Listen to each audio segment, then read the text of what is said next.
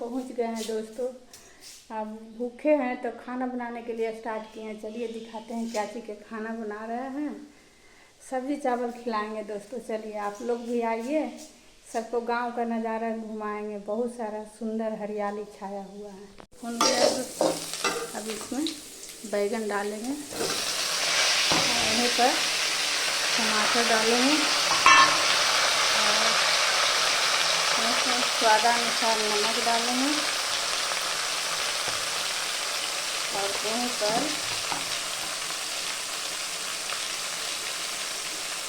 हल्दी डालेंगे। तो यहाँ पर मसाला, हरा मिर्च, लहसुन सबका पेस्ट डालेंगे।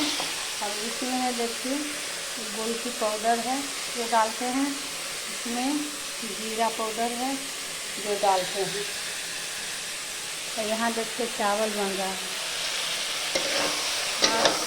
ऐसा लगा तो